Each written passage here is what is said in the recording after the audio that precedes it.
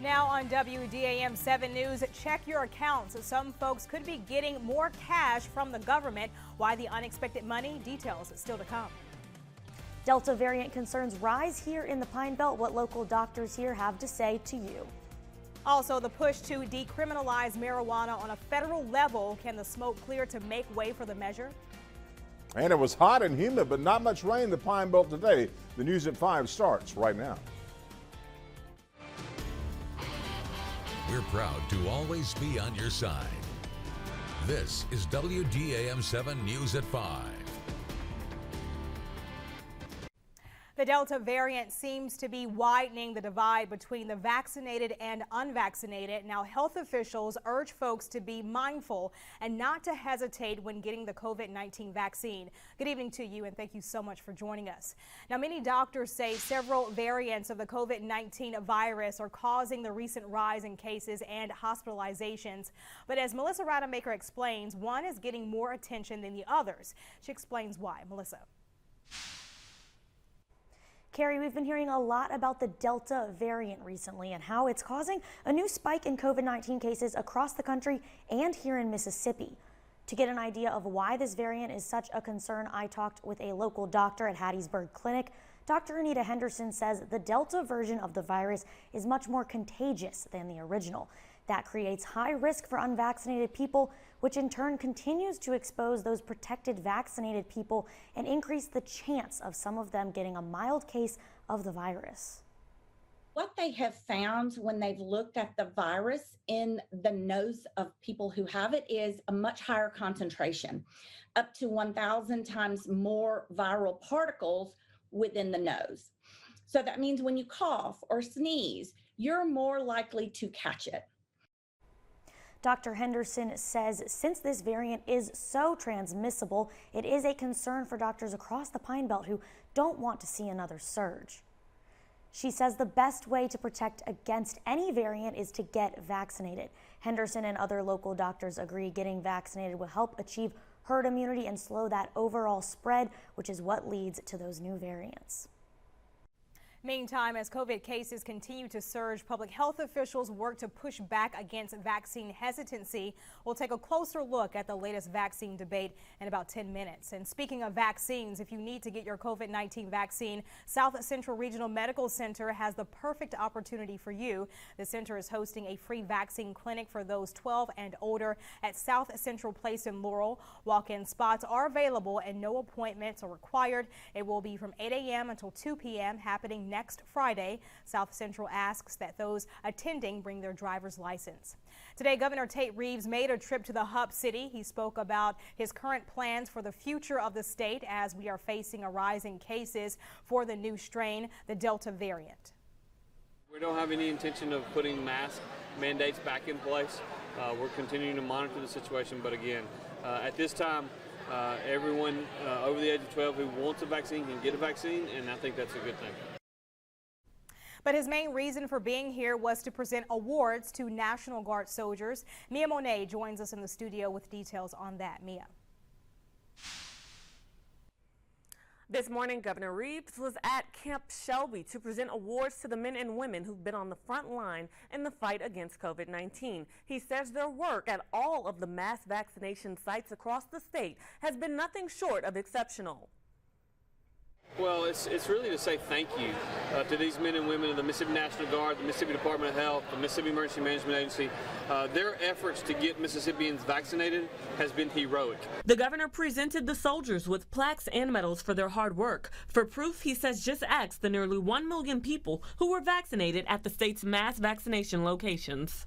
Without exception, they brag on the efficiency and the kind of people that we had in uniform that were getting people through very quickly. And so I'm just so proud of these individuals, and I want to come here and personally say thank you to each and every one of them.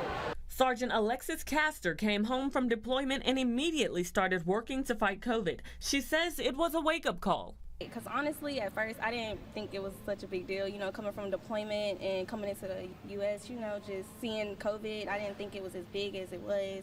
And it started off as testing, you know, having my own testing site. It was kind of hard. But now she sees the bigger picture and says it feels great to have all of her hard work appreciated. You know, just seeing how thankful people were. They were bringing us donuts, you know, how appreciative they were. It was great, you know, and having the governor pin me himself, it was a great feeling. This was not the only award presentation. Governor Reeves also presented in Tupelo, and tomorrow he'll be in Jackson. Carrie, back to you.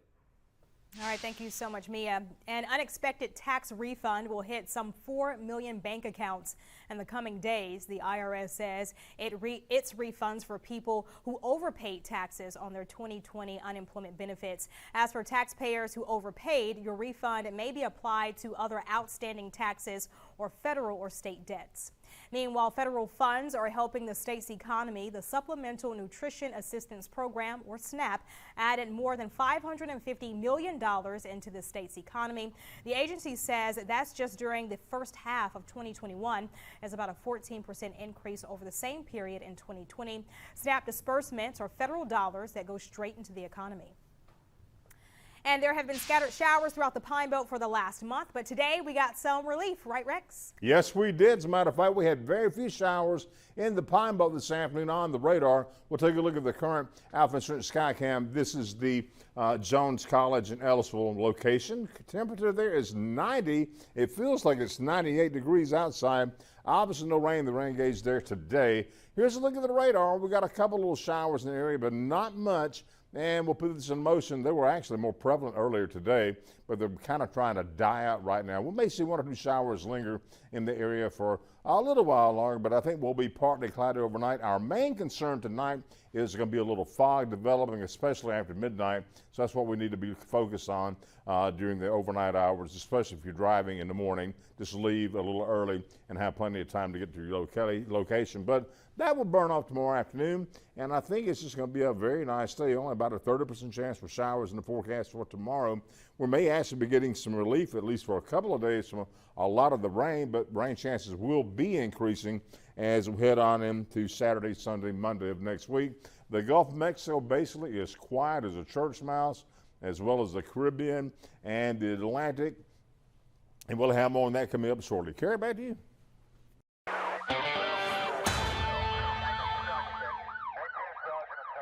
Topping your crime tracker today at 5, Hattiesburg police need your help with a forgery case. Take a good look at your screen. They say this woman passed a forged check at Grover Brothers. It happened back on June 25th. HPD asks anyone with information that could help identify her to call them or Crime Stoppers. The number is 601-582-STOP. That works out to be 601-582-7867. Meantime, Hattiesburg police have arrested the man they say vandalized several businesses over the weekend. They tell us that Marcus Hart busted out the windows of 4 businesses, 2 on Broadway Drive and 2 on Hardy Street. Now he's behind bars charged with 1 misdemeanor count of malicious mischief. Police add additional charges are pending at this time. Meantime, as some Mississippians continue to lobby for medical marijuana in our state, there is a new push to decriminalize marijuana on a federal level. Now, Democrats in the U.S. Senate are hoping to capitalize on the green rush. So far, 37 states and the District of Columbia have legalized medical marijuana. 18 states, along with the District of Columbia, have legalized recreational use of the drug by adults. Now, Senate Majority Leader Chuck Schumer, along with others, proposed the Cannabis Administration and Opportunity Act. It would remove marijuana from the Controlled Substances Act and introduce regulations on tax cannabis products. The new measure would also expunge federal records of nonviolent cannabis offenders. The Cannabis Administration and Opportunity Act would help put an end to the unfair targeting and treatment of communities of color by removing cannabis from the federal list of controlled substances. Of course, it's not a done deal. Democrats would need at least 10 Republican votes to break a filibuster, and some within their own party have not signed on. From pot to pets, this week alone, the Hub City Humane Society has brought in more than 10 abandoned stray dogs, and the animals were taken to the vet to be treated, and now the shelter is looking for foster homes or people adopting to help give the puppies loving homes. The birth rate in the summer is much higher for cats and dogs. So a lot of times we find abandoned puppies and abandoned kittens. And so, you know, overall the shelter population is much higher in the summer because of this. It makes it very challenging for shelters. Marlowe says if you do see abandoned or stray animals, you should call your local animal control or shelter to come pick them up so they can get the care that they need. Looking ahead now, next week starts competition for the 65th annual Distinguished Young Women of Mississippi program. 29 of Mississippi's brightest and most talented high school seniors will compete for more than $28,000 in college scholarships. It takes place next Thursday, July 22nd in Meridian. The 3 nights of competition will be at the Evangel Temple Church starting at 7:30 Thursday and Friday nights, then at 8 Saturday night. And folks in Petal will soon get to see their student schedule. Those who've registered will have access to it tomorrow at 9 a.m. As for folks who haven't signed their kids up for the new school year, there's still time. Registration for returning students has opened back up until tomorrow. New students also have until tomorrow to complete registration. But keep in mind, new students to the Petal School District will also need to schedule an appointment with the school that their child will be attending to register for school.